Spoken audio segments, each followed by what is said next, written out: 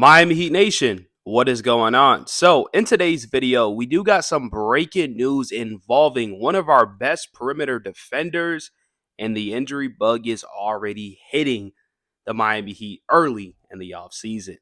Now, before we do start today's video, if you guys enjoy Miami Heat content, we do upload every single day. Our goal this year is to upload for 365 days, and I couldn't do without you guys. I just want to say I appreciate y'all, love y'all. Continue to keep liking, sharing, subscribing. Let's get back in today's video. So, the news that did break earlier today, and this is once again very unfortunate.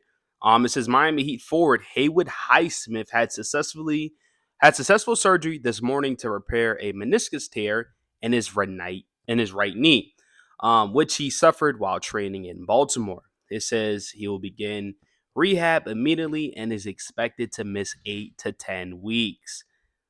Now, this is coming out from Anthony Chang. It says, with Highsmith expected to miss 8 to 10 weeks, this means he'll likely not be ready for the start of training camp and could also still be sidelined for the start of the regular season. Now, the reason why this is big is because Haywood Highsmith should be, and probably will be, a very important piece in this rotation. And typically when you miss training camp, you're already a step behind. This was happening with Jovic, where he was dealing with injuries, he was a step behind, and he wasn't cracking the rotation so early. You want to be ready. You want your body to be 110% to start the season. But your body can't be 110% when you're not going 120% because you're in rehab and you're not playing basketball. And especially with, Haywood Highsmith not having the best season last year, hardly playing, having a lot of bad games. This is a big year for him, right? Like, he needs to show out and step out.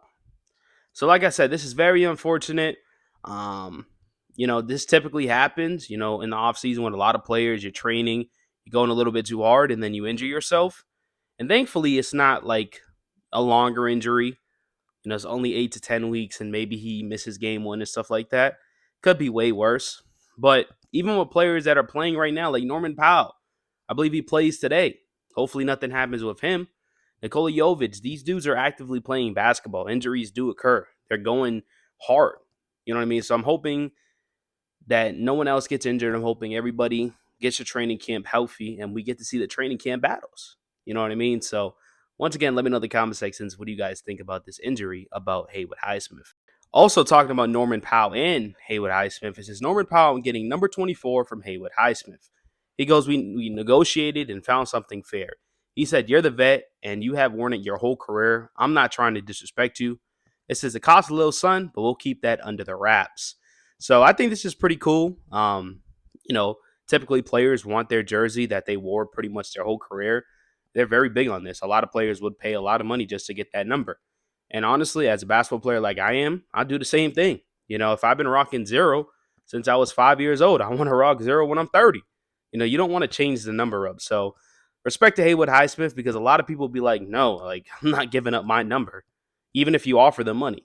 You know what I mean? So I thought this was pretty cool. And honestly, it may be the little things, but this is somewhat type of chemistry building up right here.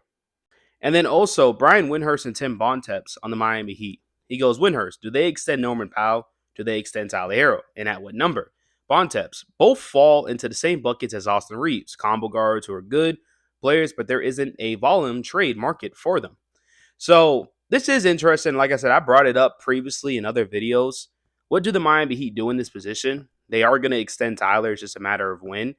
We don't know what they're going to do with Norman Powell. They're probably going to wait till the season starts or, wait till the season finishes. But the problem with that is if he plays good, he's going to ask for way more money. And then you're locking up a core of Bam, Norman, and Tyler. Like, that's just not good enough. So I just feel like you got to get Norman middle of the season, get him at a good number, unless you want him as a rental and you kind of move on from that. So we'll kind of see what happens in that situation. The new CBA rule is just not the greatest. And then it really depends if you do move off from Tyler, then maybe you could keep Norman and Bam. But then again, you're going to need a star player because you can't just let go of Tyler and then get nothing out of it. You're going to need a star player. So there's a lot of decisions that this front office needs to make. It'd be interesting to see if they make the right decision, because typically they don't. I think this year, this offseason has been in the right direction. So that's the positive thing. But once again, we'll see. And hopefully you guys enjoyed today's video. And if you guys did, continue to keep liking, sharing, subscribing. Appreciate y'all. Love y'all. And I'm out.